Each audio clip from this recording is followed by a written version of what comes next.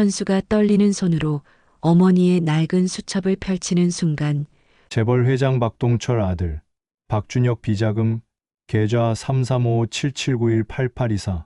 어머니가 갑자기 소리 지른다. 그 계좌는 건드리면 안 돼. 현수의 얼굴이 창백해지며 온몸이 떨린다. 내 인생을 망쳐. 치매 어머니의 절절한 경고가 울려 퍼진다. 오늘 이야기 들어가기 전에 구독과 좋아요 한번 눌러주세요. 누르신 분들께는 건강과 행운이 늘 함께할 겁니다. 서울 외곽 좁은 골목길 끝자락에 자리한 허름한 단독주택. 붉은 벽돌이 군데군데 떨어져 나간 2층 건물은 마치 오래된 상처를 품고 있는 듯 보입니다. 페인트가 벗겨진 철문 앞에는 녹슨 우편함이 비스듬히 기울어져 있고 작은 마당에는 시든 화분들이 쓸쓸히 놓여 있습니다. 골목 안쪽으로 들어갈수록 세상과 단절된 듯한 고요함이 감돕니다. 이른 아침 6시 50대 남성 현수가 낡은 배달용 오토바이에 시동을 걸며 하루를 시작합니다. 얼굴에는 세월의 흔적이 깊게 패여 있고 손등에는 배달일로 생긴 상처들이 아물어가고 있습니다. 오토바이 뒤편에는 중국집 로고가 선명한 배달 상자가 고정되어 있습니다. 매일 새벽부터 밤늦게까지 이 오토바이와 함께 서울 곳곳을 누비는 것이 현수의 전부입니다. 어머니, 아침 드셨어요? 현수의 목소리가 집 안으로 스며듭니다. 하지만 대답은 없습니다. 현수는 익숙한 듯 한숨을 내쉬며 오토바이 위에 배달 상자를 단단히 고정시킵니다. 벌써 3년째 이런 일상이 반복되고 있습니다. 어머니가 치매 진단을 받은 후부터 현수의 삶은 완전히 바뀌었습니다. 예전에는 작은 공장에서 일했지만 어머니를 돌보기 위해 시간이 자유로운 배달 일을 선택할 수밖에 없었습니다. 집 안작은 거실에서는 70대 여성 수네가 낡은 소파에 앉아 무언가를 중얼거리고 있습니다. 회색 머리카락은 단정히 빗어 넘겼지만 눈빛은 어딘가 멀리 있는 것처럼 초점이 흐릿합니다. 가끔 창밖을 바라보며 누군가를 기다리는 듯한 표정을 짓기도 합니다. 수네의 손에는 언제나 낡은 수첩이 꼭 쥐어져 있습니다. 가죽 표지가 해져서 모서리가 말린 그 수첩을 수네는 마치 생명줄처럼 품고 있습니다. 내 아들은 잘 지내고 있나? 계좌에 돈은 들어왔나? 수네의 목소리는 가늘고 떨립니다. 때로는 또렷하게, 때로는 중얼거리듯 같은 말을 반복합니다.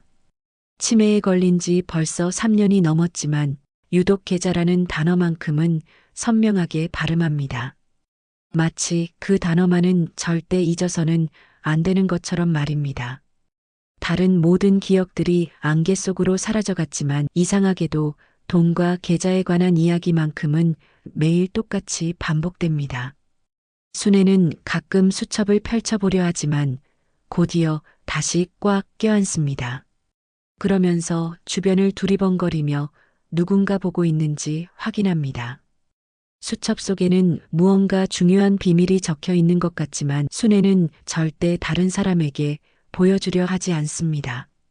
심지어 아들인 현수에게도 말입니다. 수첩을 열려고 할 때마다 수네의 표정은 긴장으로 가득 찹니다. 현수는 배달을 나가기 전 어머니 곁에 다가갑니다. 어머니, 점심은 냉장고에 있으니까 꼭 드세요. 약도 시간 맞춰서 드시고요. 오늘은 좀 늦을 수도 있어요. 주문이 많이 들어왔거든요. 저녁에 와서 같이 먹을게요. 하지만 수네는 현수를 제대로 쳐다보지도 않습니다. 그저 수첩을 더욱 꽉 껴안으며 같은 말을 되풀이합니다. 현수는 이런 어머니의 모습에 마음이 아프지만 생계를 위해 나가야 합니다. 또 헛소리야. 현수는 속으로 중얼거립니다. 하지만 마음 한편으로는 의문이 듭니다. 왜 꼭 계좌 얘기를 하시는 거지? 어머니가 치매에 걸리기 전에도 그런 말씀을 하신 적이 없는데 병이 생긴 후부터 계속 같은 말을 반복하고 있습니다. 더 이상한 것은 다른 기억들은 모두 잃어버렸으면서도 계좌와 돈이라는 단어만큼은 또렷하게 기억한다는 것입니다. 현수 가족은 평생 가난하게 살았는데 무슨 계좌가 그렇게 중요할까요? 현수가 집을 나서자 골목길은 다시 고요해집니다. 오래된 담벼락 사이로 스며드는 햇살만이 이 작은 집의 존재를 증명합니다. 멀리서 들려오는 자동차 소리와 이웃집에서 나오는 라디오 소리가 정막을 깹니다. 순애는 여전히 소파에 앉아 수첩을 쓰다듬습니다. 가끔 수첩을 가슴에 대고 눈을 감기도 합니다. 마치 그 안에 담긴 무언가와 대화하는 것처럼 보입니다. 오전 10시가 되자 순애는 갑자기 불안해하기 시작합니다. 어디 갔지? 내 아들 일하러 갔나? 그러면서도 수첩만은 절대 놓지 않습니다. 점심시간이 되어도 냉장고의 도시락에는 손도 대지 않습니다. 대신 계속해서 수첩을 들여다보려 하다가 다시 덮기를 반복합니다. 마치 그 안의 내용이 무서우면서도 확인하고 싶은 복잡한 감정에 휩싸인 것 같습니다. 오후가 되자 순애의 중얼거림이 더욱 또렷해집니다. 계좌, 그 계좌는 건드리면 안 돼. 현수한테는 말하면 안 돼. 큰일 난다. 이상하게도 순애는 아들의 이름을 정확히 기억하고 있습니다. 다른 모든 것은 잊어버렸으면서도 현수의 이름만큼은 절대 잊지 않습니다. 그리고 그 계좌가 현수와 관련이 있다는 듯한 말을 계속 중얼거립니다. 해가 질 무렵 순애는 갑자기 초조해하며 일어납니다. 수첩을 꼭 쥔 채로 집안을 이리저리 돌아다닙니다. 숨겨야 해, 아무도 모르게, 특히 현수는. 그러면서 수첩을 어디에 숨길지 고민하는 듯 보입니다. 하지만 결국에는 다시 품에 안고 소파로 돌아갑니다. 수첩을 손에서 놓는 것 자체가 불안한 것 같습니다. 하루 종일 배달 일을 마치고 돌아온 현수는 지쳐 보입니다. 어깨가 축 늘어진 채 현관문을 열자 여전히 같은 자리에 앉아 있는 순애의 모습이 보입니다. 어머니, 점심 드셨어요? 약은 드셨고요? 하지만 이번에도 대답은 없습니다. 순애는 현수를 보고도 누군지 알아보지 못하는 듯 멍하니 바라봅니다. 현수는 냉장고를 열어봅니다. 아침에 준비해둔 도시락이 그대로 있습니다. 약통도 그대로입니다. 또 안 드셨네. 현수는 작은 한숨과 함께 어머니 옆에 앉습니다. 순애는 여전히 수첩을 품고 있습니다. 그 수첩은 마치 순애의 몸의 일부가 된 것처럼 보입니다. 현수는 어머니의 손을 잡아보려 하지만 순애는 수첩을 더욱 꽉 껴안으며 경계합니다. 내 아들 계좌, 돈이 들어왔나 확인해야 해. 순애의 중얼거림이 계속됩니다. 현수는 문득 어머니의 손에 쥐어진 수첩이 궁금해집니다. 어릴 때부터 어머니가 소중히 여기던 그 수첩, 하지만 한 번도 내용을 본 적은 없습니다. 어머니는 그 수첩을 보물처럼 간직하며 누구에게도 보여주지 않았습니다. 심지어 아버지가 살아계실 때도 마찬가지였습니다. 어머니, 이 수첩에 뭐가 써 있어요? 그렇게 소중한 게 뭐예요? 현수가 조심스럽게 물어봅니다. 그러자 순애의 눈동자가 순간 또렷해집니다. 마치 치매라는 안개가 걷힌 것처럼 선명한 의식이 돌아옵니다. 안 돼. 이건 보면 안 돼. 현수야, 너는 절대 보면 안 돼. 내 인생이 망가진다. 순애는 수첩을 더욱 꽉 껴안으며 몸을 뒤로 젖힙니다. 이상합니다. 평소에는 현실 감각이 흐릿한 순애가 수첩 얘기만 나오면 이렇게 민감하게 반응합니다. 마치 그 수첩 안에 절대 발각되어서는 안 되는 엄청난 비밀이 숨겨져 있는 것처럼 말입니다. 현수는 어머니의 반응이 심상치 않음을 느끼지만 억지로 빼앗을 수는 없습니다. 어머니가 이렇게까지 지키려는 것이 도대체 무엇일까요? 어머니, 저는 아들이에요. 현수예요. 걱정하지 마세요. 현수가 다독이듯 말하자 순애는 잠시 현수를 쳐다봅니다. 그 순간 순애의 눈에는 복잡한 감정이 스쳐갑니다. 사랑과 걱정, 그리고 무언가 두려운 것에 대한 경계심이 뒤섞여 있습니다. 현수 내 아들 하지만 이건 안 돼. 순애는 여전히 수첩을 놓지 않습니다. 밤이 깊어도 순애는 잠들지 않습니다. 수첩을 꼭 껴안은 채로 같은 자리에 앉아 중얼거립니다. 돈 계좌 현수는 모르게, 절대 모르게, 그 사람들이 알면. 현수는 어머니를 침실로 모시려 하지만 순애는 완강히 거부합니다. 마치 수첩을 놓고 갈 수 없다는 듯이 말입니다. 그 사람들이라는 말이 현수의 귀에 걸립니다. 결국 현수는 어머니께 따뜻한 담요를 덮어드리고 자신의 방으로 향합니다. 침대에 누워서도 어머니의 중얼거리는 소리가 귀에 맴돕니다. 왜 하필 계좌 얘기일까? 우리 집에 무슨 계좌가 있다고, 그리고 그 사람들이라니. 현수는 잠들지 못하고 천장을 바라봅니다. 무언가 큰 비밀이 이 집에 숨겨져 있다는 느낌이 듭니다. 겉보기에는 평범한 일상처럼 보이지만 이미 작은 균열들이 나타나기 시작했습니다. 순애의 반복되는 중얼거림, 그리고 절대 손에서 놓지 않는 낡은 수첩. 현수는 알지 못하지만 이 모든 것이 곧 그들의 삶을 완전히 바꿔놓을 거대한 사건의 전조였습니다. 그 수첩 안에는 상상할 수 없는 비밀이 숨겨져 있었고 그 비밀이 곧 현수의 인생을 송두리째 흔들어 놓을 것입니다. 새벽 5시 현수는 평소보다 일찍 잠에서 깼습니다. 어머니의 중얼거리는 소리가 밤새 들려왔기 때문입니다. 침실 문을 살짝 열고 거실을 내려다보니 순애는 여전히 소파에 앉아 수첩을 품고 있었습니다. 하루 종일 같은 자리에서 움직이지 않은 것 같습니다. 어머니, 이러시면 몸이 아픕니다. 침실로 가세요. 현수가 다가가자 순애는 깜짝 놀라며 수첩을 더욱 꽉 껴안습니다. 누구야? 누구야? 순애의 목소리에는 두려움이 섞여 있습니다. 저예요. 현수예요. 아들이라고요. 하지만 순애는 현수를 알아보지 못하는 듯 경계의 눈빛을 보냅니다. 현수는 마음이 아팠지만 어쩔 수 없이 배달 일을 나가야 했습니다. 오늘따라 주문이 많이 들어와서 평소보다 더 바쁠 예정이었습니다. 어머니, 오늘 조금 늦을 수도 있어요. 걱정하지 마세요. 하지만 순애는 여전히 수첩만 바라보며 중얼거립니다.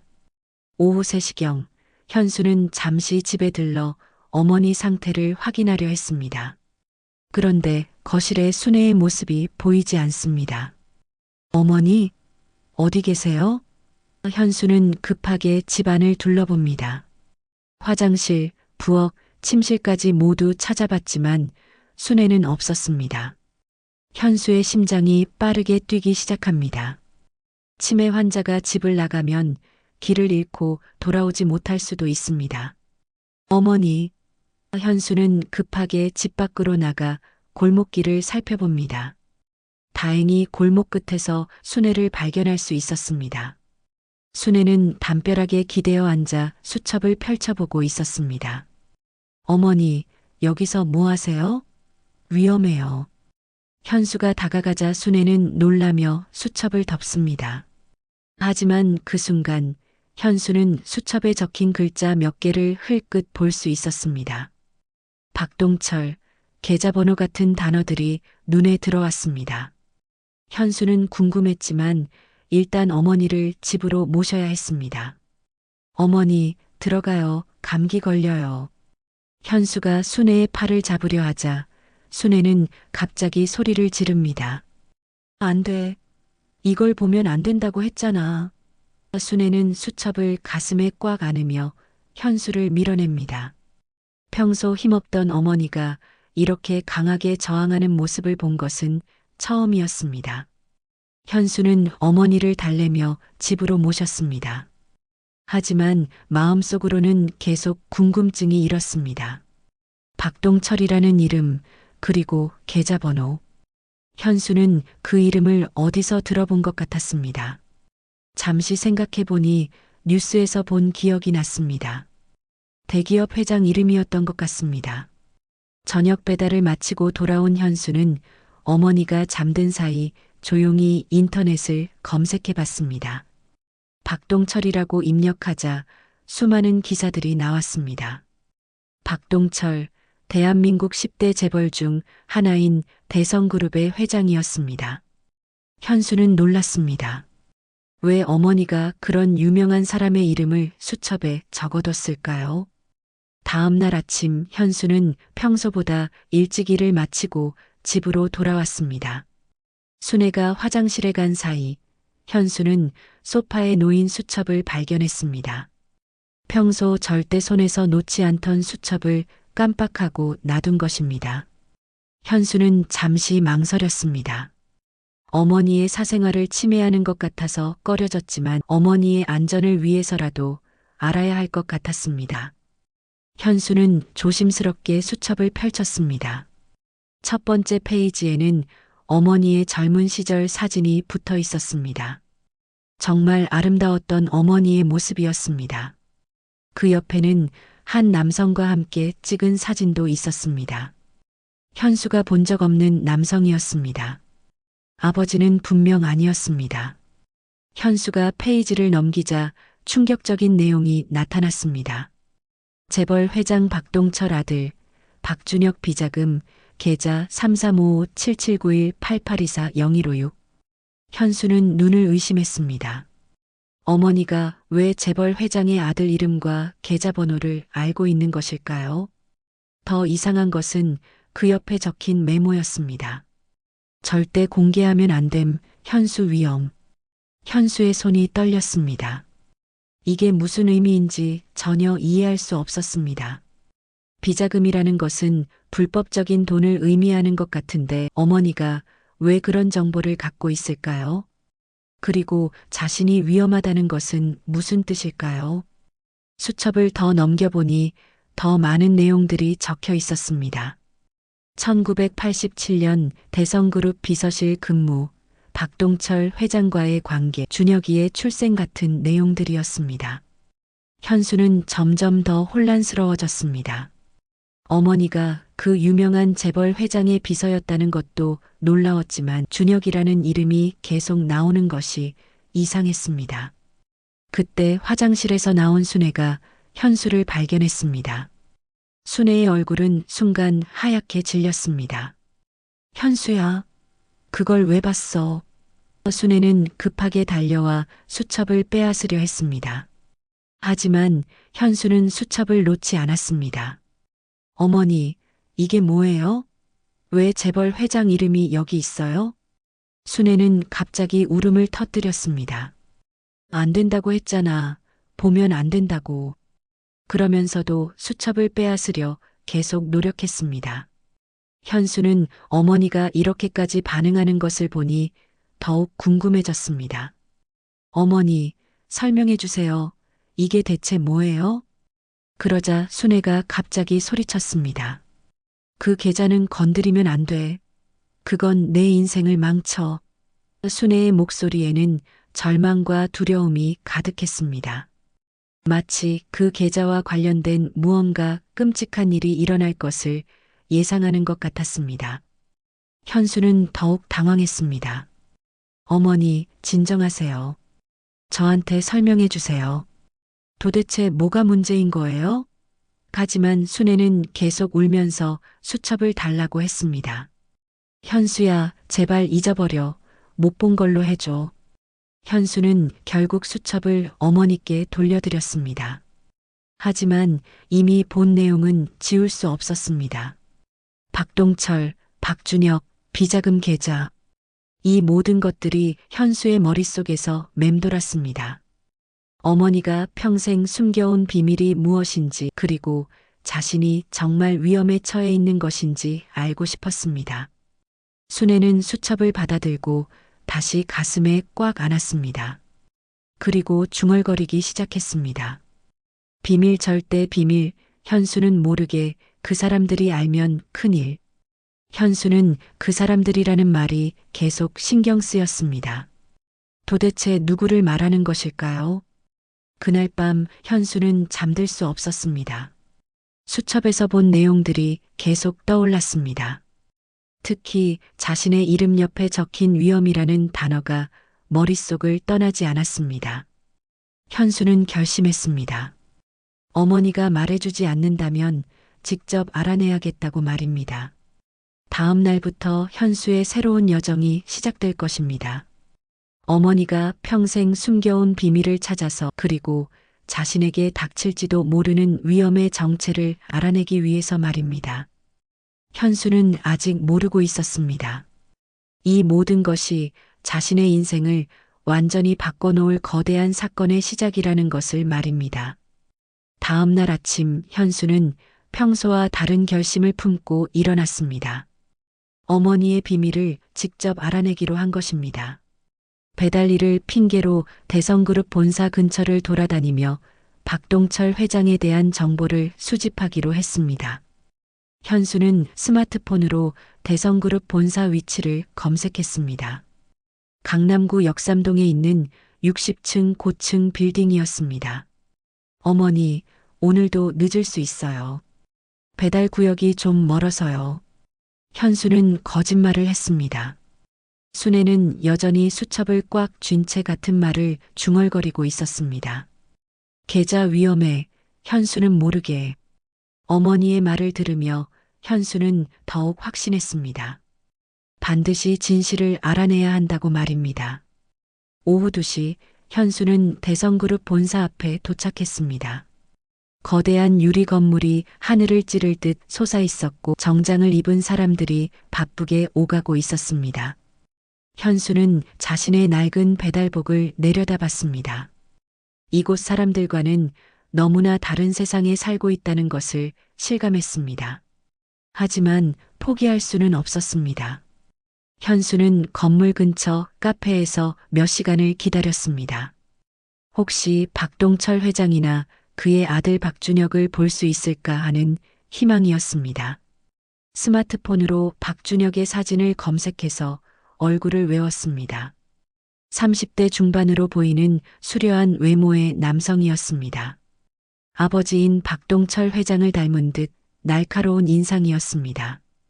오후 4시쯤 현수의 기다림이 보상받는 순간이 왔습니다. 대성그룹 본사에서 고급 승용차 한 대가 나왔고 뒷좌석에서 내린 남성이 바로 박준혁이었습니다. 현수는 심장이 빠르게 뛰는 것을 느꼈습니다. 어머니의 수첩에 적혀 있던 그 이름의 주인이 바로 눈앞에 있었습니다. 박준혁은 운전기사와 함께 어디론가 향했습니다. 현수는 재빨리 오토바이에 시동을 걸고 그들을 따라갔습니다. 다행히 도심의 복잡한 교통 덕분에 오토바이로 따라가기가 어렵지 않았습니다. 박준혁의 차는 강남구의 한 고급 호텔로 향했습니다. 호텔 주차장에서 현수는 멀리서 박준혁의 움직임을 지켜봤습니다. 박준혁은 호텔 로비를 지나 지하 1층으로 내려갔습니다. 현수는 망설였지만 용기를 내어 따라 들어갔습니다. 지하 1층에는 여러 개의 회의실과 개인 공간들이 있었습니다. 현수는 조심스럽게 복도를 따라 걸었습니다. 한 회의실 앞에서 현수는 멈춰 섰습니다. 문틈으로 희미하게 목소리가 들려왔습니다. 박준혁의 목소리였습니다. 이번 거래는 절대 발각되면 안 됩니다. 아버지가 알면 큰일이에요. 현수는 귀를 기울였습니다. 무슨 거래에 대해 이야기하고 있는 것 같았습니다. 준혁 씨, 걱정하지 마세요. 이 계좌는 아무도 모릅니다. 회장님도 모르시고요. 다른 남성의 목소리였습니다. 현수는 가슴이 뛰었습니다. 계좌 이야기가 나오고 있었습니다. 혹시 어머니 수첩에 적힌 그 계좌와 관련이 있는 것일까요? 현수는 더 가까이 다가가려 했지만 그 순간 회의실 문이 갑자기 열렸습니다. 박준혁이 나오면서 현수와 눈이 마주쳤습니다. 누구세요? 여기서 뭐 하는 거예요? 박준혁의 목소리에는 경계심이 가득했습니다. 뒤따라 나온 다른 남성들도 현수를 의심스럽게 바라봤습니다. 아, 저는 배달 왔는데 길을 잃어서요. 현수는 급하게 변명했습니다. 다행히 배달복을 입고 있어서 어느 정도 설득력이 있었습니다. 박준혁은 현수를 잠시 째려보더니 여기는 배달 오는 곳이 아닙니다. 빨리 나가세요. 라고 말했습니다. 현수는 서둘러 그 자리를 벗어났습니다. 하지만 회의실에서 들은 대화가 머릿속에서 맴돌았습니다. 박준혁이 아버지 모르게 어떤 비밀 거래를 하고 있다는 것, 그리고 그것과 관련된 계좌가 있다는 것. 혹시 어머니가 알고 있는 그 계좌가 바로 이것일까요? 현수는 호텔을 나와 다시 박준혁을 따라가기로 했습니다. 하지만 이번에는 더 조심스럽게 접근했습니다. 박준혁은 호텔에서 나와 다른 장소로 이동했습니다. 강남구의 한 고급 레스토랑이었습니다. 현수는 레스토랑 밖에서 기다렸습니다. 1시간 후 박준혁이 레스토랑에서 나왔습니다. 그런데 이번에는 혼자가 아니었습니다. 정장을 입은 중년 남성 2명과 함께였습니다. 그들은 레스토랑 앞에서 무언가 중요한 이야기를 나누고 있었습니다. 현수는 더 가까이 다가가서 들어보려 했습니다. 준혁 씨, 이번 비자금 이동은 정말 조심해야 합니다.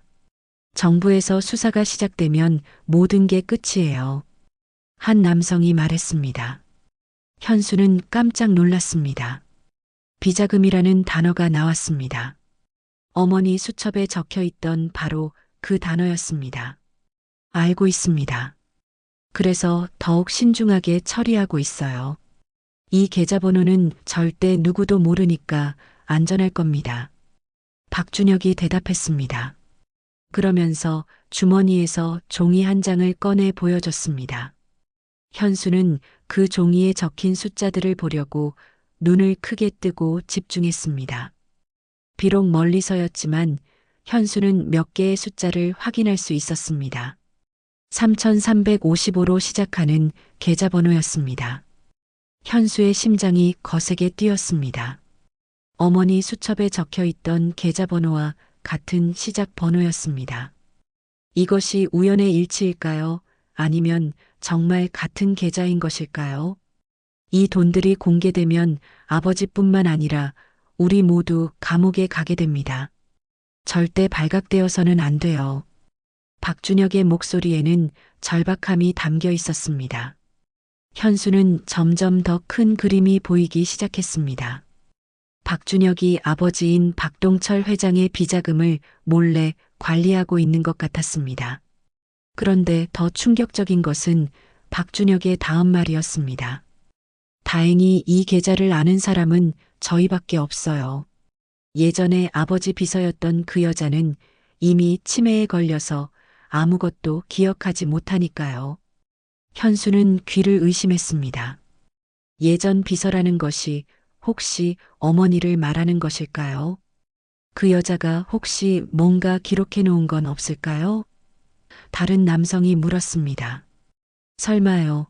치매 환자가 뭘 기억하겠어요. 게다가 그 집은 가난해서 우리에게 위협이 될 수도 없고요. 박준혁이 비웃듯 말했습니다. 현수는 분노가 치밀어 올랐습니다. 그들이 어머니를 그렇게 얕보고 있다는 것이 화가 났습니다. 하지만 동시에 확신이 섰습니다. 어머니가 정말 박동철 회장의 비서였고 그 비자금 계좌에 대해 알고 있다는 것이었습니다. 어머니의 수첩이 얼마나 위험한 증거인지 이제야 깨달았습니다. 박준혁과 그의 동료들은 대화를 마치고 각자 다른 방향으로 헤어졌습니다. 현수는 박준혁을 더 따라가고 싶었지만 이미 충분한 정보를 얻었다고 판단했습니다. 집으로 돌아가서 어머니와 다시 이야기해봐야겠다고 생각했습니다. 집으로 돌아가는 길에 현수의 머릿속은 복잡했습니다. 어머니가 알고 있는 정보가 정말 위험한 것이라는 것을 확인했습니다. 박준혁이 아버지 몰래 비자금을 관리하고 있고 그 증거가 어머니의 수첩에 있다는 것이었습니다. 하지만 아직 더 많은 의문들이 남아 있었습니다. 왜 어머니가 그런 위험한 정보를 갖고 있는 것일까요? 그리고 어머니와 박동철 회장 사이에는 어떤 관계가 있었던 것일까요? 현수는 이제 막 거대한 비밀의 입구에 서 있다는 것을 느꼈습니다. 그리고 이 비밀이 자신의 인생을 완전히 바꿔놓을 것이라는 예감이 들었습니다. 집으로 돌아온 현수는 어머니와 마주 앉아 진지한 대화를 나누려 했습니다. 하지만 순애는 여전히 수첩을 꽉 쥐고 있었고 현수를 제대로 알아보지 못하는 상태였습니다. 어머니, 저 오늘 박준혁이라는 사람을 봤어요. 현수가 조심스럽게 말하자 순애의 눈동자가 순간 흔들렸습니다. 준혁이를 봤다고? 순애의 목소리가 떨렸습니다. 치매로 흐릿했던 의식이 갑자기 또렷해지는 것 같았습니다. 어머니, 준혁이가 누구예요? 왜 그 이름을 들으면 이렇게 반응하세요? 하지만 순애는 다시 수첩을 가슴에 꽉 안으며 입을 다물었습니다. 현수는 다른 방법을 생각해 봤습니다. 어머니가 직접 말해주지 않는다면 어머니의 과거를 아는 다른 사람을 찾아봐야겠다고 생각했습니다. 어머니의 오랜 친구나 동료가 있을 것입니다. 현수는 어머니의 오래된 주소록을 뒤져봤습니다. 주소록에서 현수는 정민호라는 이름을 발견했습니다. 어머니가 자주 언급하던 오랜 친구였습니다. 전화번호가 적혀 있었지만 너무 오래된 것 같았습니다. 현수는 일단 전화를 걸어봤습니다. 다행히 전화가 연결되었습니다. 여보세요, 정민호 아저씨세요? 저는 순애 어머니의 아들 현수입니다. 현수가 말하자 상대방이 놀라는 듯한 반응을 보였습니다. 아, 현수야? 정말 오랜만이다. 순애는 어떻게 지내니? 정민호는 순애의 상황을 듣고 안타까워했습니다. 아저씨, 혹시 어머니에 대해 만나서 이야기할 수 있을까요? 어머니에 대해 궁금한 게 있어서요. 현수의 부탁에 정민호는 흔쾌히 승낙했습니다. 다음 날 오후에 만나기로 약속했습니다. 만날 장소는 어머니가 예전에 자주 가던 동네 술집이었습니다. 다음 날 오후 현수는 정민호를 만났습니다. 70대 초반으로 보이는 정민호는 어머니와 어린 시절부터 친구였다고 했습니다. 내 어머니는 정말 아름다웠어. 젊을 때는 동네에서 가장 예쁜 처녀였지. 정민호는 옛 추억을 떠올리며 말했습니다. 아저씨, 어머니가 예전에 어떤 일을 하셨는지 알고 계세요? 현수가 물어보자 정민호는 잠시 망설였습니다. 왜 갑자기 그런 걸 묻니? 어머니가 치매에 걸리시면서 이상한 말씀을 자꾸 하세요. 박동철이라는 사람 이야기도 하고 계좌 이야기도 하고요. 정민호의 표정이 순간 굳어졌습니다. 박동철, 그 이름을 어디서 들었다고? 정민호는 주변을 둘러보며 목소리를 낮췄습니다. 현수야, 이런 곳에서 할 이야기가 아니다. 좀 더 조용한 곳으로 가자. 정민호는 자리에서 일어났습니다. 정민호는 현수를 근처 공원으로 데려갔습니다. 사람이 별로 없는 벤치에 앉아서야 입을 열었습니다. 현수야, 내가 알아야 할 것도 있지만 모르는 게 나을 수도 있어. 정민호는 술잔을 내려놓듯 깊은 한숨을 내쉬었습니다. 아저씨, 제발 말씀해 주세요. 어머니가 자꾸 위험하다고 하는데 저는 뭐가 위험한지도 모르겠어요. 현수의 간절한 부탁에 정민호는 마침내 입을 열었습니다. 내 어머니는 사실 젊을 때 박동철 회장의 비서였어. 현수는 이미 어느 정도 예상하고 있던 이야기였지만 직접 확인하니 가슴이 뛰었습니다. 그래서 어머니가 그 사람을 아시는 거군요. 그런데 현수야, 그게 전부가 아니야. 정민호는 더욱 조심스러운 표정이 되었습니다. 내 어머니와 박 회장은 비서와 상사 관계가 아니었어. 그들 사이에는 정민호는 말을 잇지 못했습니다. 현수는 불안해졌습니다. 아저씨, 제발 끝까지 말씀해 주세요. 그들은 금지된 관계를 맺었어. 박 회장은 이미 결혼한 상태였는데 말이야. 현수는 충격을 받았습니다. 어머니가 유부남과 불륜 관계를 맺었다는 것입니다. 그래서 어머니가 그 회사를 그만두신 거예요? 그뿐만이 아니야. 정민호는 더욱 심각한 표정이 되었습니다. 그 관계의 결과로 아이가 태어났어. 아이요? 현수는 당황했습니다. 내가 아니야. 정민호가 조심스럽게 말했습니다. 박 회장과 내 어머니 사이에서 태어난 아이가 따로 있어. 그 아이가 바로 박준혁이야. 현수는 귀를 의심했습니다.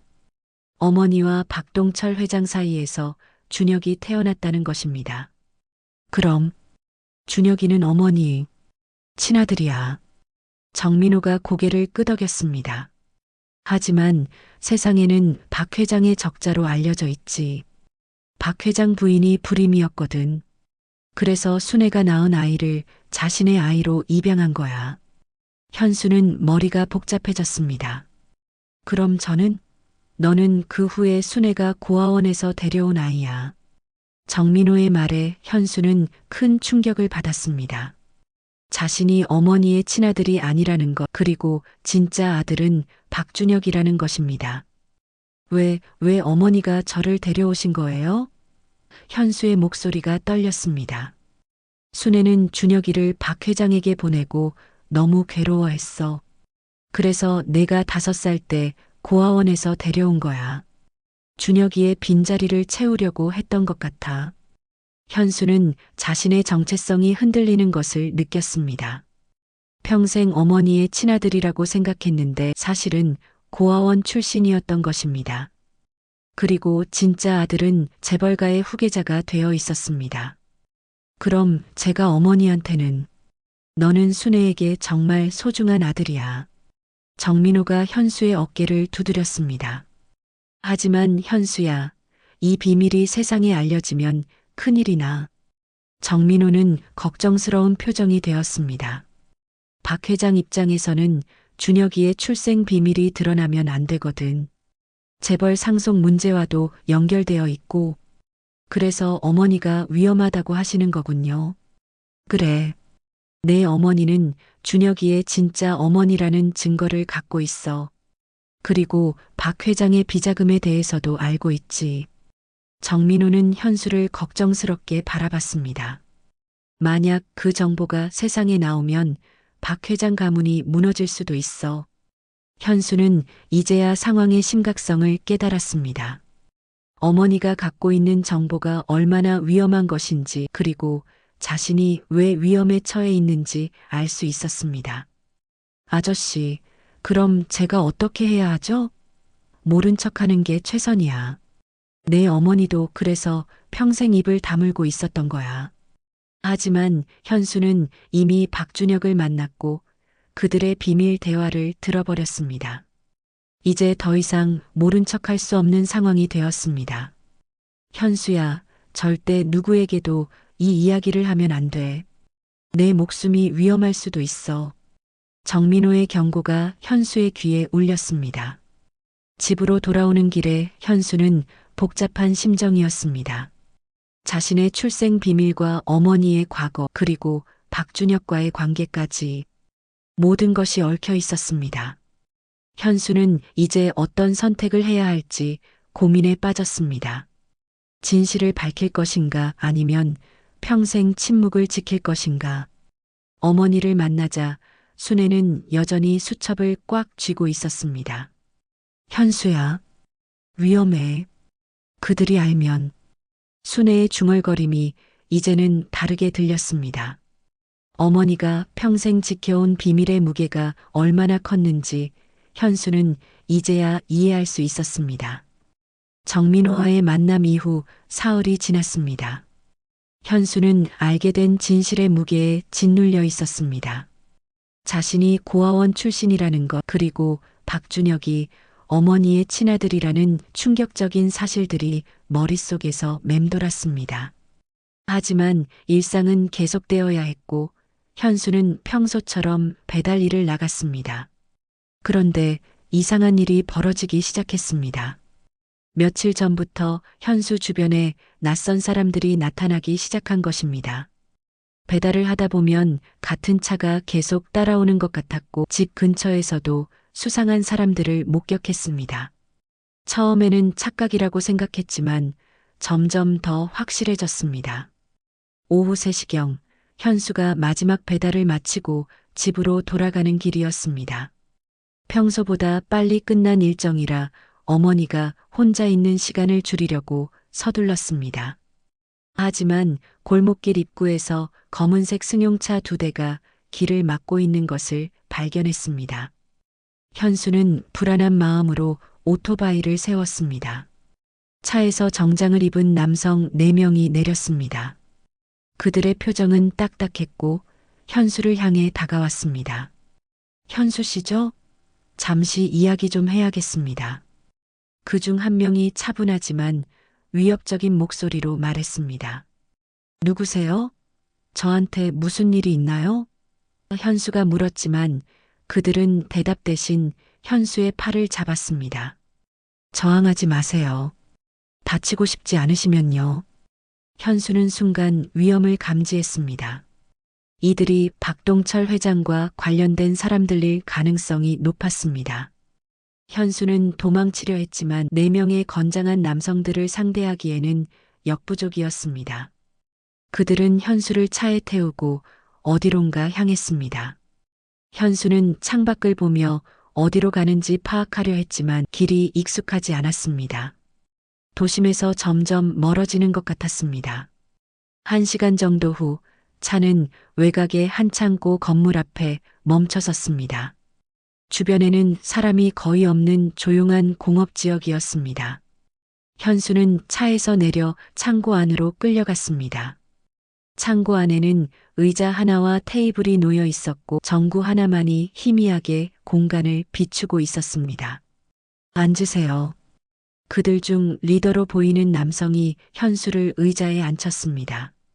현수 씨, 우리가 왜 여기까지 모셔왔는지 아시겠죠? 현수는 침묵했습니다.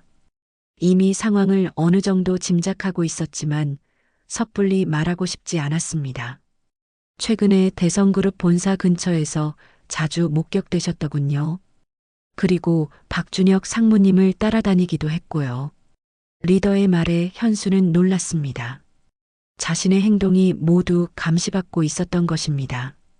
저는 그냥 배달 일을 했을 뿐이에요. 거짓말하지 마세요. 우리는 다 알고 있습니다. 리더는 현수 앞에 앉으며 협박적인 눈빛을 보냈습니다. 당신 어머니가 무엇을 갖고 있는지도 알고 있어요. 그 수첩 말입니다. 현수의 심장이 빠르게 뛰기 시작했습니다. 수첩이 뭐가 문제인가요? 치매에 걸린 노인의 일기장일 뿐인데요. 현수는 최대한 모르는 척했습니다. 하지만 리더는 비웃었습니다. 순진하군요. 그 수첩에 뭐가 적혀 있는지 당신이 모를 거라고 생각하세요? 리더는 테이블 위에 사진 몇 장을 펼쳐 놓았습니다. 현수가 어머니의 수첩을 보는 모습 그리고 정민호와 만나는 모습들이 찍혀 있었습니다. 우리는 당신의 모든 움직임을 감시하고 있었어요.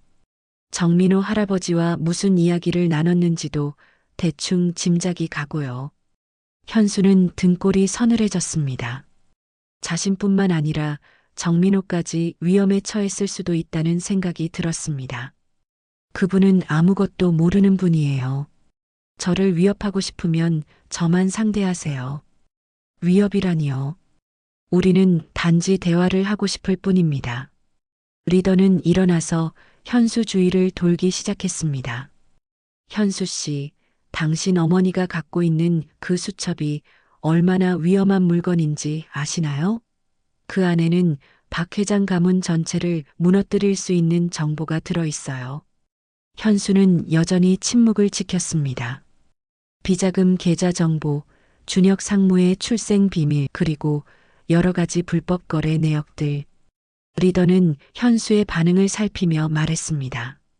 이런 것들이 세상에 공개되면 어떻게 될까요? 박 회장은 감옥에 가고 준혁 상무도 마찬가지겠죠. 그게 저와 무슨 상관이 있나요? 현수가 마침내 입을 열었습니다. 저는 그런 일에 관심 없어요. 그냥 어머니나 돌보며 살고 싶을 뿐입니다. 하지만 당신이 그 정보를 알고 있다는 것 자체가 우리에게는 위험 요소예요. 리더는 현수 앞에 다시 앉았습니다. 간단한 거래를 제안하죠. 당신 어머니의 수첩을 우리에게 주세요. 그러면 당신과 어머니의 안전을 보장해 드리겠습니다. 게다가 상당한 돈도 드릴게요. 현수는 고개를 저었습니다. 어머니의 물건을 함부로 건드릴 수는 없어요. 그럼 어쩔 수 없군요. 리더는 다른 부하들에게 눈짓했습니다. 좀 더 강력한 설득이 필요한 것 같네요. 그들은 현수에게 다가가기 시작했습니다. 현수는 위기를 느꼈습니다. 잠깐, 시간을 좀 주세요. 생각해 볼게요. 시간요? 우리는 이미 충분히 기다렸어요. 리더는 냉소적으로 웃었습니다. 하지만 하루만 더 드리죠. 내일 저녁까지 결정해서 연락 주세요. 리더는 명함을 현수에게 건넸습니다. 만약 거부한다면 어머니에게도 좋지 않은 일이 생길 수 있어요. 현수는 공포를 느꼈습니다. 어머니를 위협한다는 것이었습니다. 어머니는 치매 환자예요.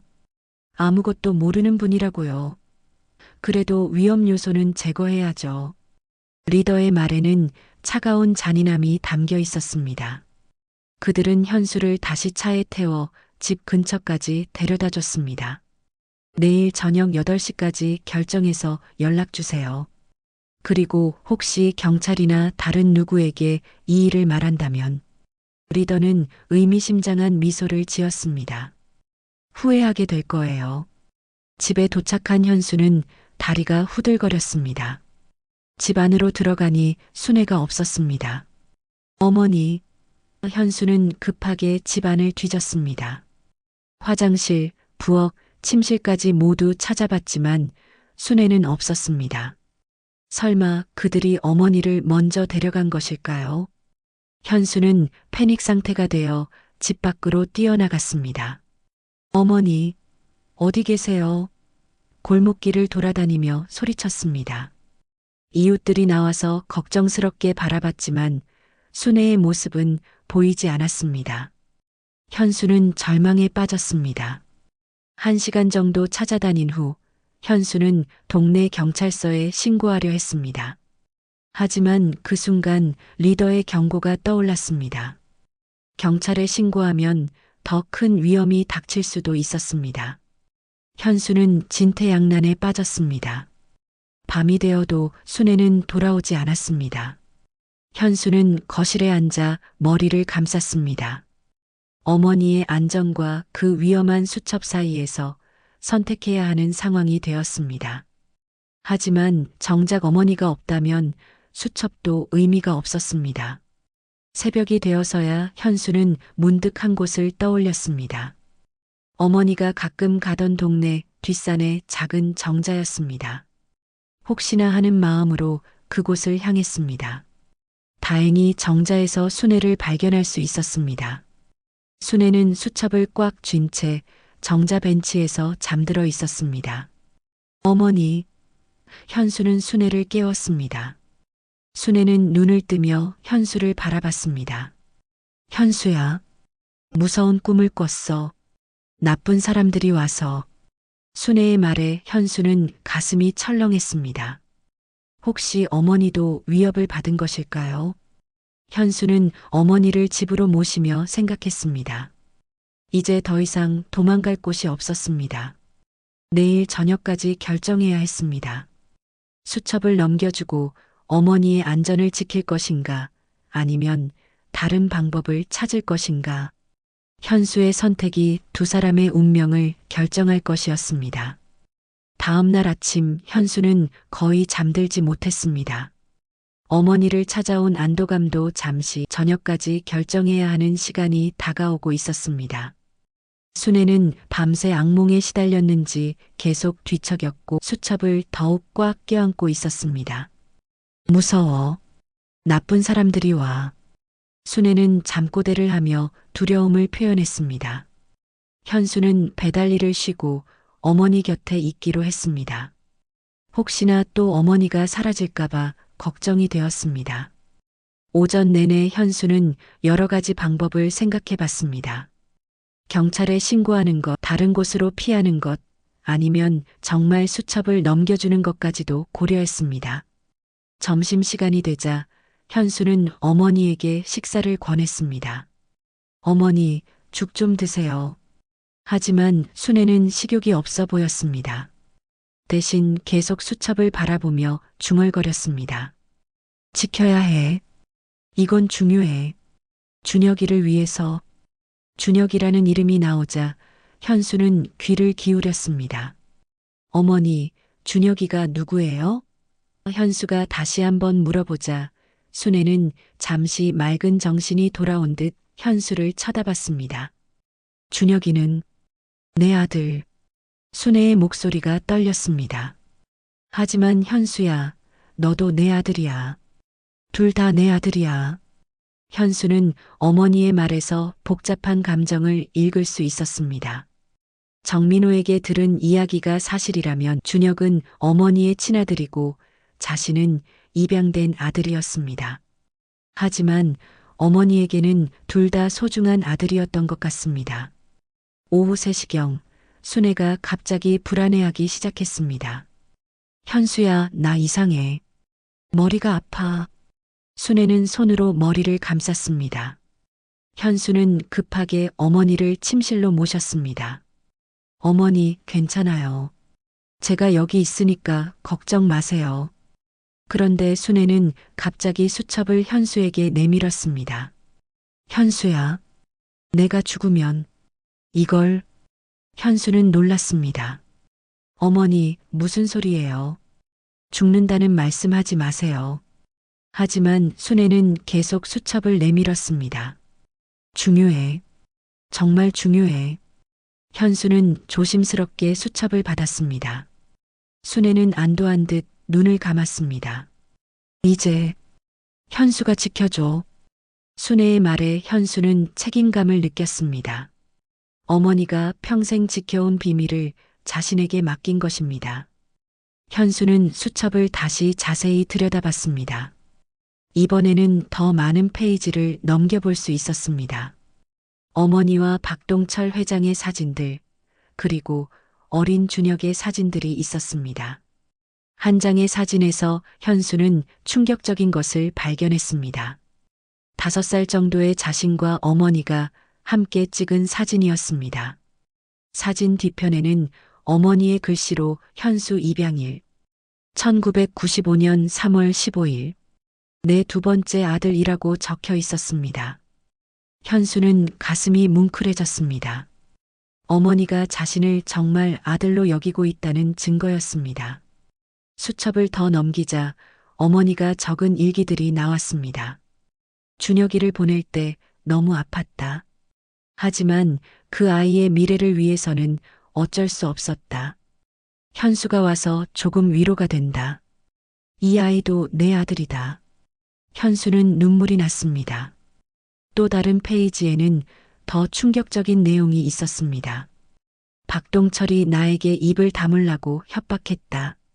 준혁이의 존재를 세상에 알리면 우리 모두 위험하다고 했다. 하지만 언젠가는 진실이 밝혀져야 한다. 준혁이가 자신의 진짜 어머니가 누구인지 알 권리가 있다. 현수는 점점 더 복잡한 진실을 마주하고 있었습니다.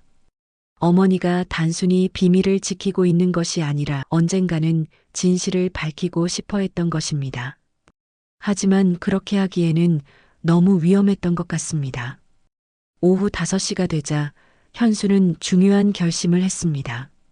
수첩을 그들에게 넘겨주는 것이 아니라 직접 진실을 밝혀야겠다고 생각한 것입니다.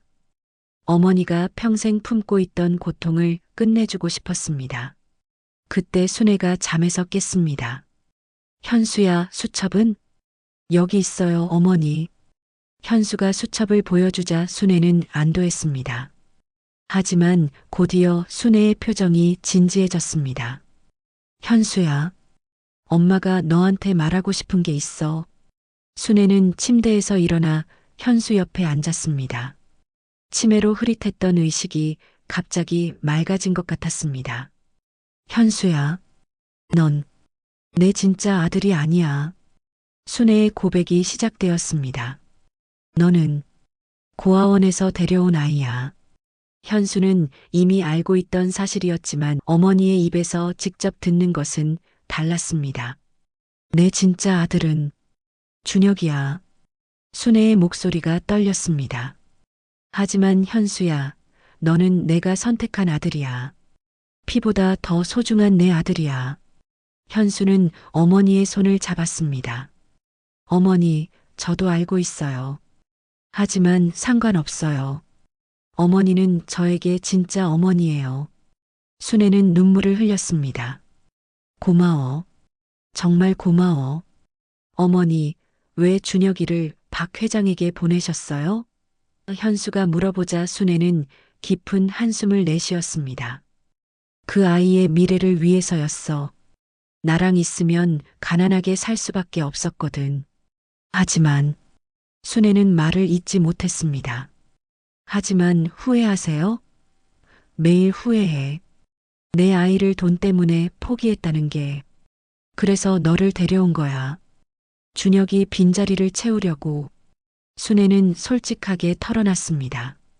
현수는 어머니의 고통을 이해할 수 있었습니다. 어머니, 이제 그만 고통받지 마세요. 제가 해결할게요. 현수의 말에 순애는 놀랐습니다. 뭘 해결한다는 거야? 진실을 밝힐 거예요. 어머니가 평생 숨겨온 비밀을 세상에 알릴 거예요. 순애는 급하게 현수의 손을 잡았습니다. 안 돼.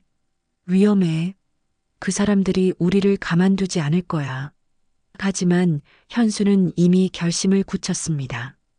어머니, 더 이상 도망칠 수는 없어요. 이대로 살면 우리는 평생 불안에 떨어야 해요. 현수는 어머니를 안았습니다.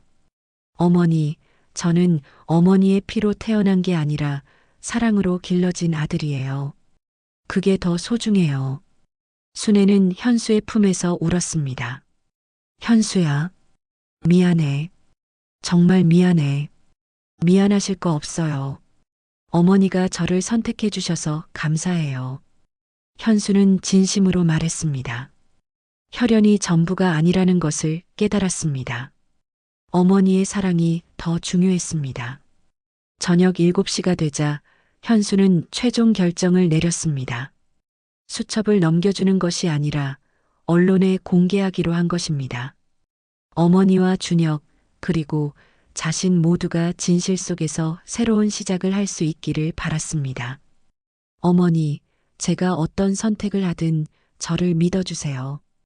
현수의 말에 순애는 고개를 끄덕였습니다. 현수야, 엄마는 내가 자랑스러워. 순애의 말이 현수에게 큰 힘이 되었습니다. 현수는 이제 마지막 단계를 준비했습니다. 진실을 세상에 알리고 어머니가 평생 짊어진 짐을 덜어드리는 것. 그것이 어머니에 대한 자신의 마지막 효도라고 생각했습니다. 저녁 8시 약속 시간이 다가왔습니다.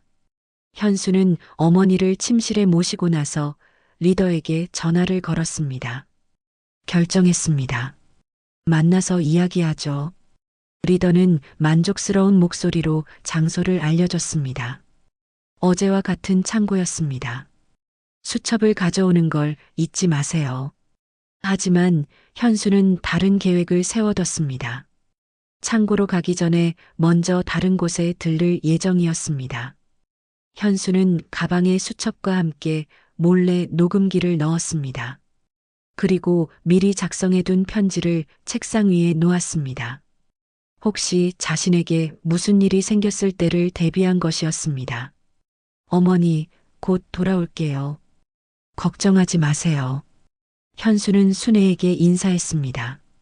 순애는 불안한 표정으로 현수를 바라봤습니다. 현수야, 위험한 일 하지 마. 괜찮아요. 모든 게 잘 될 거예요. 현수는 어머니를 안심시키려 했습니다. 현수가 가장 먼저 향한 곳은 지역 신문사였습니다. 작은 신문사였지만 탐사보도로 유명한 곳이었습니다. 현수는 기자 한 명과 미리 약속을 잡아뒀습니다. 정말 큰 특종감입니다. 하지만 위험할 수도 있어요. 현수는 기자에게 상황을 설명했습니다. 대성그룹 관련 특종이라고 하셨는데 정말 확실한 증거가 있나요? 기자가 물었습니다. 현수는 수첩을 보여주며 설명했습니다. 이 수첩에는 박동철 회장의 비자금 계좌 정보와 박준혁의 출생 비밀이 담겨 있어요.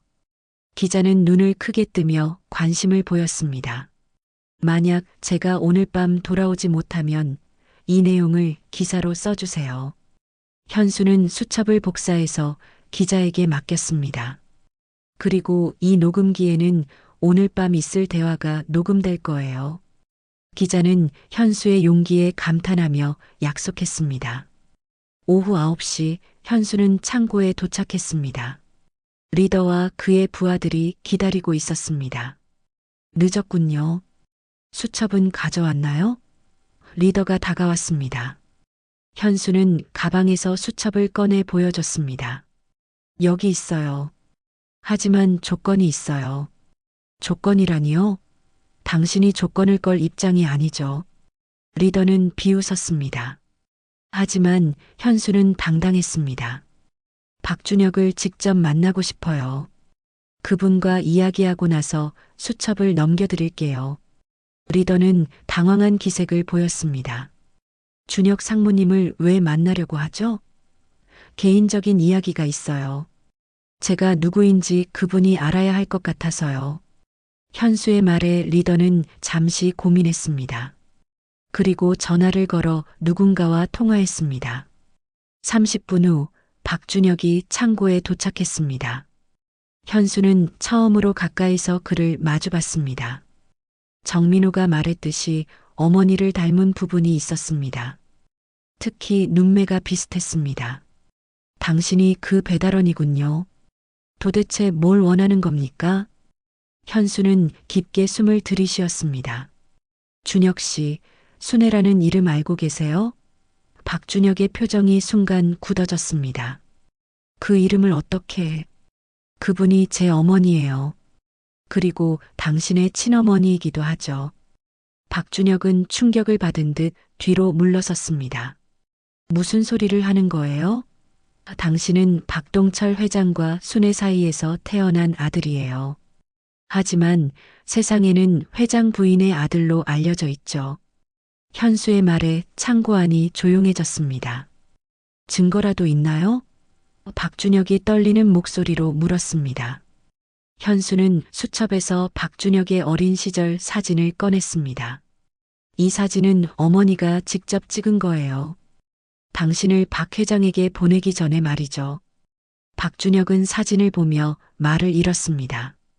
저는 그 후에 어머니가 고아원에서 데려온 아들이에요. 현수가 계속 설명했습니다. 어머니는 당신을 보내고 너무 슬퍼하셨거든요.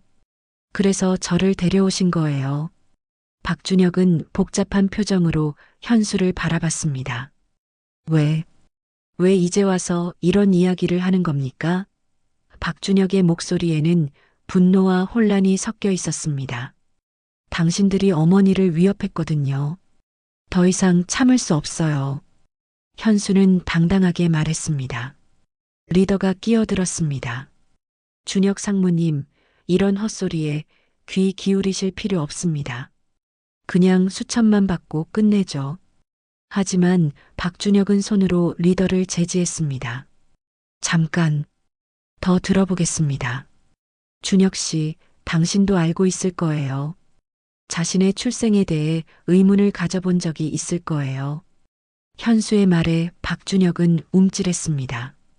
어머니가 없는 채로 자라는 게 얼마나 외로웠는지도 알고 있을 거고요. 박준혁의 눈에 눈물이 맺혔습니다. 저는 항상 뭔가 부족하다고 느꼈어요. 아버지는 저를 사랑하시지만 뭔가 다른 느낌이었어요. 그건 당연해요. 진짜 어머니가 따로 있으니까요. 내가 회장의 아들이든 아니든 상관없다. 현수가 박준혁 앞에 섰습니다. 중요한 건 내가 진실을 외면하지 않는 거다. 현수는 존댓말을 버리고 동등한 입장에서 말했습니다.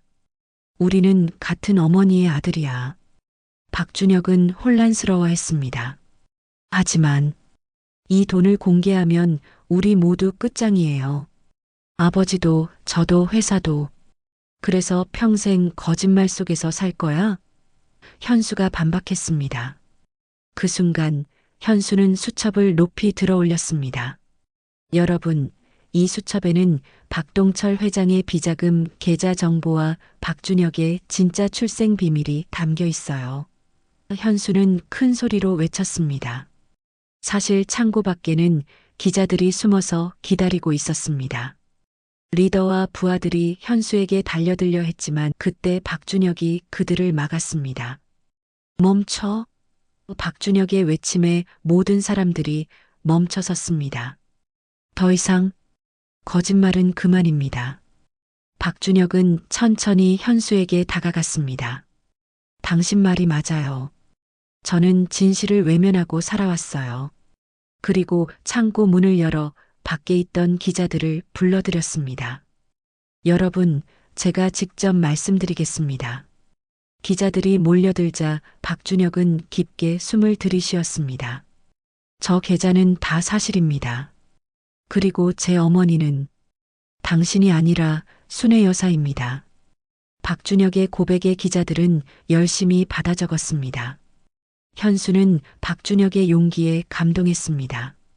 진실을 말하는 것이 얼마나 어려운 일인지 알고 있었기 때문입니다. 고마워요. 현수가 박준혁에게 말했습니다. 이제 우리 어머니도 편하게 지내실 수 있을 거예요. 리더는 당황하며 도망치려 했지만 이미 경찰들이 창고를 포위하고 있었습니다. 현수가 미리 신고해둔 것이었습니다. 체포. 경찰들이 리더와 부하들을 연행했습니다. 박준혁은 현수를 바라봤습니다. 앞으로 어떻게 될까요? 모르겠어요. 하지만 적어도 거짓말은 끝났어요. 현수가 대답했습니다. 그리고 우리에게는 진짜 어머니가 계시죠. 현수와 박준혁은 서로를 바라보며 복잡한 감정을 나눴습니다. 한 명은 가난하게 자란 입양아였고 다른 한 명은 부유하게 자란 재벌 2세였습니다. 하지만 이제는 같은 어머니를 둔 형제였습니다. 사건이 터진 지 3개월이 지났습니다. 박동철 회장의 비자금 스캔들과 박준혁의 출생 비밀이 언론에 공개되면서 대한민국 전체가 떠들썩했습니다. 대성그룹 주가는 폭락했고 박동철 회장은 결국 검찰 수사를 받게 되었습니다. 30년간 숨겨져 있던 진실이 마침내 세상에 드러난 것입니다. 박동철 회장은 법정에 서게 되었습니다. 비자금 조성, 탈세, 그리고 협박 등 여러 혐의가 적용되었습니다. 한때 대한민국 10대 재벌 중 하나였던 그의 몰락은 많은 사람들에게 충격을 주었습니다. 법정에서 박동철은 처음으로 순애와 박준혁에 대한 진실을 인정했습니다. 저는 젊은 시절 잘못된 선택을 했습니다. 박동철은 법정에서 떨리는 목소리로 말했습니다. 순애와의 관계, 그리고 준혁이를 숨긴 것. 모든 것이 제 욕심 때문이었습니다. 그의 고백은 언론을 통해 전국에 방송되었습니다. 박준혁은 재벌 2세의 자리를 버리고 평범한 삶을 선택했습니다. 대성그룹에서 모든 직책을 사임하고 상속권도 포기했습니다. 저는 더 이상 거짓된 신분으로 살고 싶지 않습니다. 박준혁은 기자회견에서 당당하게 선언했습니다. 제 진짜 어머니 곁에서 진실된 삶을 살겠습니다. 많은 사람들이 박준혁의 결정을 이해하지 못했습니다. 수천억 원의 재산을 포기한다는 것이 믿기지 않았기 때문입니다. 하지만 박준혁에게는 돈보다 중요한 것이 있었습니다. 바로 진짜 가족이었습니다. 현수는 여전히 가난했지만 한 가지 확신이 있었습니다. 나는 남의 피로 태어난 게 아니라 사랑으로 길러진 아들이다. 현수는 매일 아침 거울을 보며 자신에게 말했습니다. 출생의 비밀이 밝혀진 후에도 현수의 정체성은 흔들리지 않았습니다. 박준혁은 현수네 집 근처에 작은 아파트를 얻어 이사했습니다. 30년 만에 진짜 어머니 곁으로 돌아온 것입니다. 처음에는 순애가 박준혁을 알아보지 못했습니다. 치매가 더 진행되어서 현실 인식이 더욱 어려워졌기 때문입니다. 어머니, 저예요. 준혁이에요. 박준혁이 순애의 손을 잡으며 말했습니다. 순애는 한참 동안 박준혁을 바라보더니 갑자기 눈물을 흘렸습니다. 준혁이, 내 아들, 정말 준혁이야? 비록 치매에 걸렸지만 모성 본능은 사라지지 않았습니다. 네, 어머니. 이제 곁에 있을게요. 박준혁은 어머니를 끌어안았습니다. 30년 만에 재회였습니다. 현수는 그 모습을 보며 뭉클했습니다. 어머니가 평생 그리워했던 아들이 돌아온 것입니다. 하지만 순애에게는 두 아들이 있었습니다. 현수야, 이리 와. 순애는 현수도 불렀습니다. 너희 둘 다 내 아들이야. 피가 다르다고 해서 사랑이 다를 까닭은 없어. 순애는 두 아들의 손을 각각 잡았습니다. 현수와 박준혁은 서로를 바라보며 미소 지었습니다. 처음에는 어색했지만 시간이 지나면서 진짜 형제가 되어갔습니다. 박준혁은 현수에게 배달 일을 그만두고 함께 작은 사업을 해보자고 제안했습니다. 형, 저는 배달 일이 좋아요. 현수가 대답했습니다. 하지만 어머니를 더 잘 돌볼 수 있다면 생각해 볼게요. 박준혁은 현수의 성실함에 감동했습니다. 자신이 잃어버린 소중한 것들을 현수에게서 발견할 수 있었습니다. 두 사람은 작은 음식점을 차렸습니다. 현수의 배달 경험과 박준혁의 경영 지식이 합쳐진 결과였습니다. 가게 이름은 순애네 집으로 정했습니다. 어머니의 이름을 따서 지은 것입니다. 순애는 비록 치매로 인해 많은 것을 기억하지 못했지만 두 아들이 함께 일하는 모습을 보며 행복해했습니다. 박준혁은 재벌 2세 시절과는 완전히 다른 삶을 살았습니다. 새벽부터 저녁까지 식당에서 일했고 손님들과 소소한 대화를 나누며 진짜 행복을 느꼈습니다. 이런 게 진짜 인생이구나. 박준혁은 자주 혼잣말을 했습니다. 순애의 상태는 점점 더 나빠졌지만 두 아들이 곁에 있어서 평온해 보였습니다. 가끔 맑은 정신이 돌아올 때면 두 아들을 번갈아 보며 말했습니다. 고마워. 정말 고마워. 그리고 여전히 수첩을 꽉 쥐고 있었지만 이제는 두려움이 아니라 추억을 간직하기 위해서였습니다. 어느 날 저녁 순애가 현수와 박준혁을 불렀습니다. 너희 둘 다 이리 와. 순애는 침대에 누워서도 두 아들의 손을 꼭 잡았습니다. 엄마는 정말 행복해. 두 아들이 모두 곁에 있어서. 어머니, 우리도 행복해요. 현수가 대답했습니다. 30년 만에 가족이 됐어요. 박준혁도 덧붙였습니다. 순애는 미소를 지으며 눈을 감았습니다. 더 이상 아무것도 두렵지 않았습니다. 몇 개월 후 순애는 평화롭게 세상을 떠났습니다. 두 아들이 지켜보는 가운데 편안하게 잠들었습니다. 마지막까지 수첩을 손에 쥐고 있었습니다. 그 수첩은 이제 고통의 증거가 아니라 사랑의 증명이었습니다. 장례식에는 많은 사람들이 찾아왔습니다. 동네 이웃들, 식당 단골 손님들, 그리고 정민호 할아버지도 왔습니다. 모두들 순애의 평생에 걸친 희생과 사랑을 기억했습니다. 박동철 회장도 장례식에 참석했습니다. 감옥에서 일시적으로 나온 것이었습니다. 그는 순애의 영전 앞에서 무릎을 꿇고 사죄했습니다. 미안하오. 정말 미안하오. 그의 눈에도 눈물이 흘렀습니다. 현수와 박준혁은 어머니의 무덤 앞에서 약속했습니다. 어머니, 저희는 계속 함께 살아갈게요. 형제로서, 가족으로서 말이에요. 두 사람은 서로의 어깨를 감싸며 새로운 출발을 다짐했습니다. 1년 후 순애네 집은 동네에서 가장 유명한 맛집이 되었습니다. 현수는 주방에서 요리를 담당하고 박준혁은 홀에서 손님들을 맞았습니다. 두 사람은 진짜 형제가 되어 있었습니다. 가게 한쪽 벽에는 순애의 사진이 걸려 있었습니다. 젊은 시절의 아름다운 모습이었습니다. 그 옆에는 세 가족이 함께 찍은 마지막 사진도 있었습니다. 손님들은 그 사진을 보며 감동받곤 했습니다. 과거의 금지된 사랑은 파멸을 불렀지만 남겨진 이들은 진실과 선택으로 새로운 세상을 맞았습니다. 현수는 여전히 가난했지만 마음은 부유했습니다. 박준혁은 재산을 잃었지만 진짜 가족을 얻었습니다. 저녁이 되면 두 사람은 어머니의 무덤을 찾아갔습니다. 어머니, 오늘도 잘 지냈어요. 내일도 열심히 살게요. 현수와 박준혁은 어머니께 안부를 전했습니다. 순애는 더 이상 현실을 알아보지 못하지만 분명히 두 아들의 목소리를 듣고 있을 것입니다. 어머니, 저희는 이제 정말 행복해요. 현수가 무덤 앞에서 속삭였습니다. 피가 아니라 사랑으로 맺어진 진짜 가족이 됐어요.